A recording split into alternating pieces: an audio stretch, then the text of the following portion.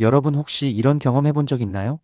사소한 소리에도 깜짝 놀라고 다른 사람의 말투 하나에도 깊이 생각이 많아지는 그런 순간들. 혹시 나만 너무 예민한가? 이런 고민 한 번쯤 해보셨을 텐데요. 하지만 여러분, 예민함은 절대 단점이 아닙니다. 오히려 잘 활용하면 강력한 무기가 될 수도 있어요. 예민한 사람들은 감각이 아주 발달해 있어요. 변연계 활동이 활발하기 때문에 작은 소리에도 민감하게 반응하고 감정을 빨리 읽어내죠. 예를 들면 다른 사람들은 잘 신경 쓰지 않는 층간소음이 유독 거슬린다거나 누군가의 작은 표정 변화만으로도 그 사람의 기분을 감지하는 경우가 많아요. 문제는 이런 감각적 예민함이 스트레스로 이어질 수 있다는 점이죠.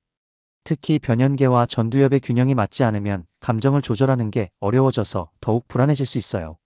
그렇다면 예민함을 어떻게 조절해야 할까요? 먼저 감정 조절 훈련을 시작해 볼 수 있습니다. 가장 효과적인 방법 중 하나는 긴장이완 훈련이에요. 깊게 복식 호흡을 하고 몸을 천천히 이완시키는 연습을 하면 과도한 긴장 상태에서 벗어나는 데 도움이 됩니다. 또 하나 중요한 방법은 인지 재구성 훈련이에요. 저 사람이 나한테 화난 걸까?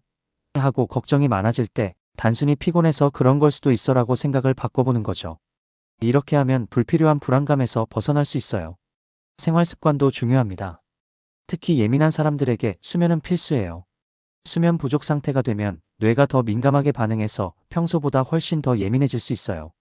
또 카페인 같은 자극적인 음식도 신경을 더욱 날카롭게 만들기 때문에 마그네슘이나 비타민 B가 풍부한 음식을 섭취하는 것이 좋습니다. 긴장 상황에서 호흡 곤란을 겪을 수도 있는데 이런 경우에는 장소별로 대처법을 정해두는 것도 방법이에요. 지하철에서는 창가 근처로 이동해 심호흡을 하고 대형마트에서는 사람이 없는 공간에서 잠시 숨을 돌리는 거죠. 하지만 여기서 중요한 포인트는 예민함을 무조건 없애야 하는 게 아니라는 점이에요. 오히려 예민한 사람들은 크리에이티브한 직업에서 두각을 나타내는 경우가 많아요. 디테일을 빠르게 캐치하고 작은 변화에도 민감하기 때문에 시장 트렌드를 잘 읽어내는 능력이 뛰어나죠. 즉, 감정을 잘 조절하고 환경을 스스로 조절할 수 있다면 예민함은 최고의 강점이 될 수 있습니다. 실제로 많은 성공한 인물들이 예민함을 강점으로 활용했습니다.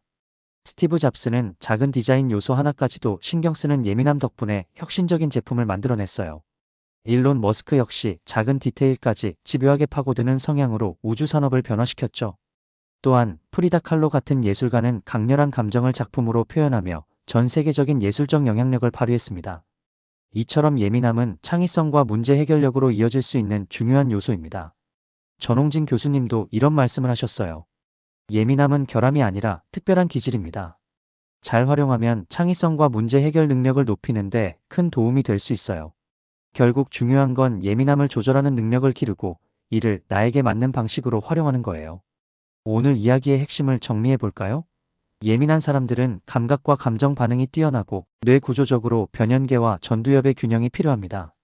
감정 조절 훈련과 건강한 생활 습관이 필수적이고 예민함을 강점으로 활용하면 창의성과 문제 해결력이 높아질 수 있습니다.